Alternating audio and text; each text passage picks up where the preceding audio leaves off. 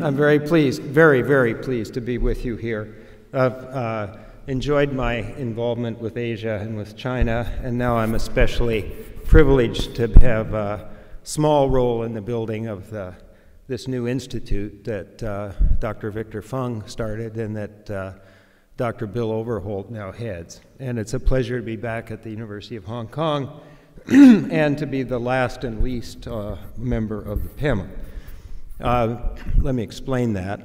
I was on a little kind of panel focused on China and the United States, and I was on the little subset that dealt with the United States. And the first speaker was a woman named Lael Brainerd, who's very smart, until recently the Deputy Secretary of the Treasury in the United States for International Affairs. And I was second, and Lael talked very fast and gave a description of the condition and future of the American economy that I thought was sufficiently complete that I didn't have anything further to say. So when it was my turn, I said, "Are there any questions?" And I'm a little tempted to do that, but I'll resist that temptation and do something that Mark Twain once warned us about. It's one of my favorite Mark Twain phrases. He was referring to a book that he thought contributed next to nothing to a literature on some subject.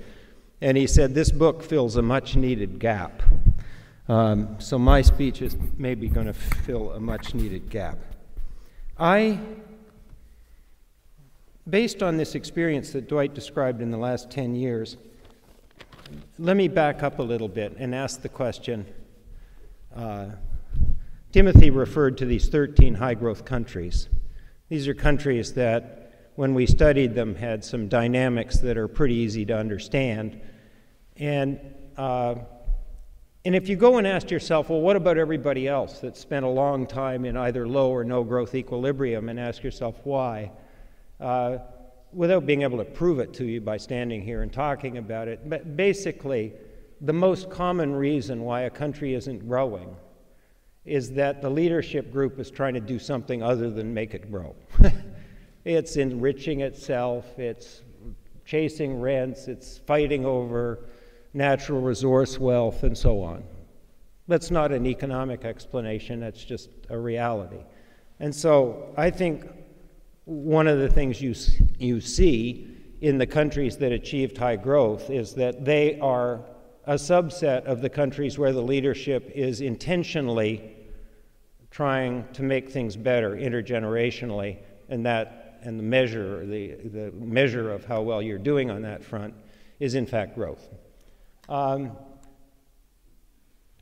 When the Growth Commission that I chaired did its work, after we got past that point, I think if they were here now, the single most important thing they would say is that intention gets translated in successful growth strategies and patterns into a fairly inclusive pattern of growth.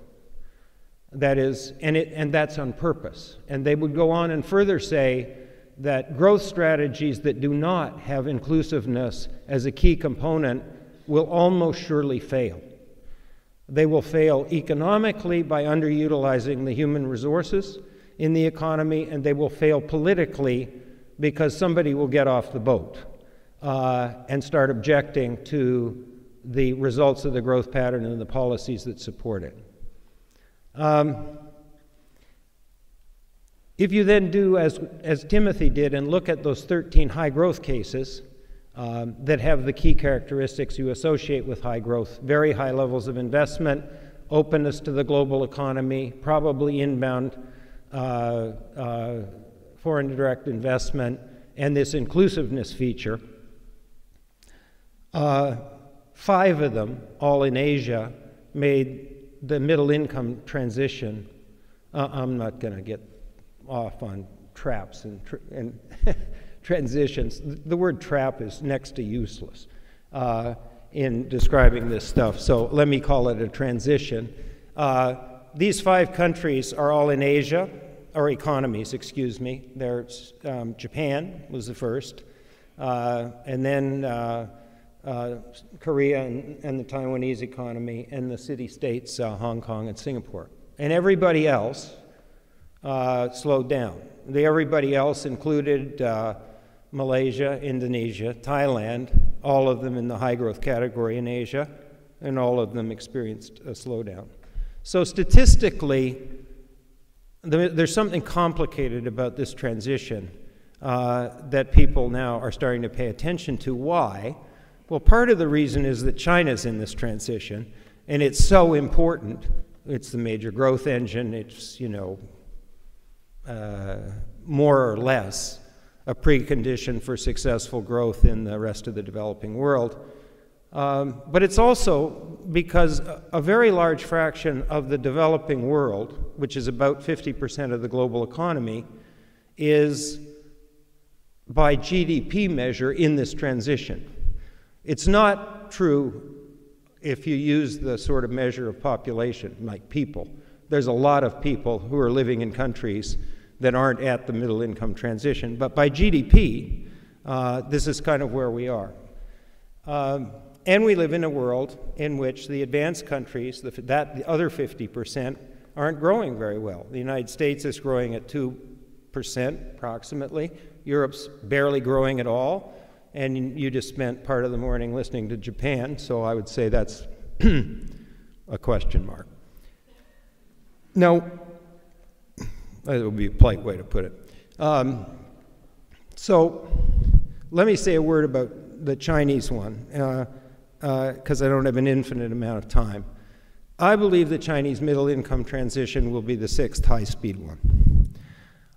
There are a lot of reasons for that, but first let me instead of giving those reasons, let me tell you why it's going to be a challenge. No country has made this transition at anything like China's scale, not even close. Second, nobody has tried to make this transition, at scale or not, with a global economy that's as out of balance and in trouble as this one. When Korea went through the middle income transition, let's put it in the 1980s, the advanced economies were 70% of the global economy and a larger fraction of the relevant markets.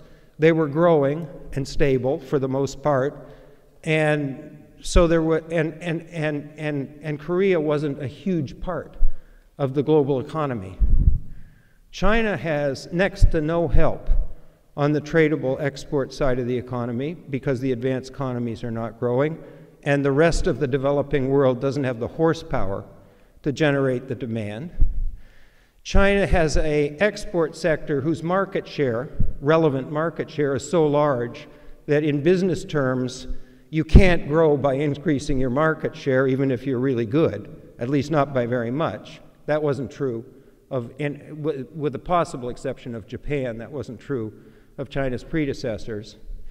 And so China has to rely much more, not only on what are reasonably well understood major structural changes on the supply side of the economy, but it has to generate the demand to a much greater extent that it supports this transition. In that very odd respect, it's a little bit more like the English case, because it was the first, real growth economy. The speeds were nothing like this, but England had to generate its own demand. So that causes lots of people to think, well, the odds aren't very good. The statistics tell you it isn't right, and so on. I think they're going to turn out to be wrong. And the reason is that there are great strengths in the Chinese system. So China has studied, the Chinese policymakers have studied the middle income transitions in other countries, successful and not successful, and understand them. The most interesting non-successful one was Brazil. Brazil grew at over 7% for more than 25 years after World War II, and then stopped, literally stopped, for 20 years.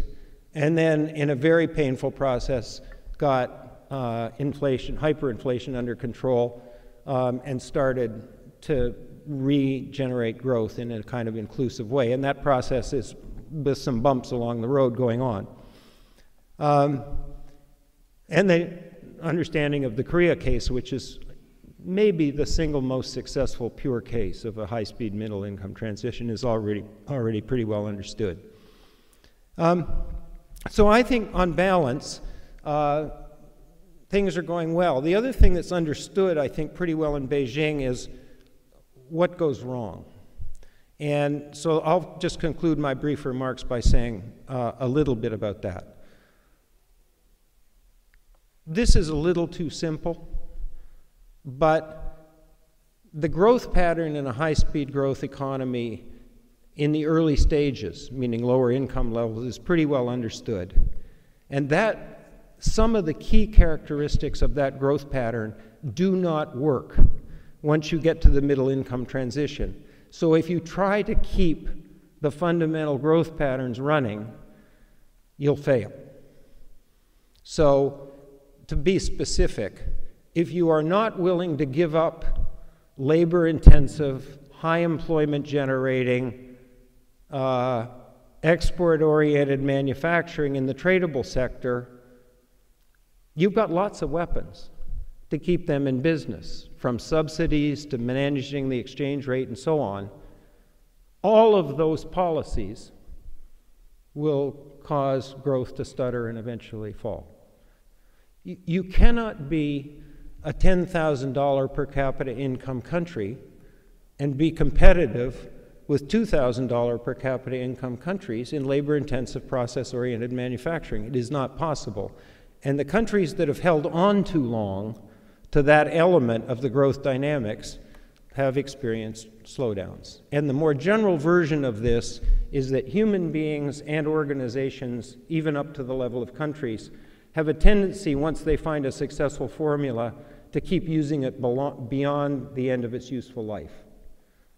And there's all kinds of ways to kind of implement that mistake. I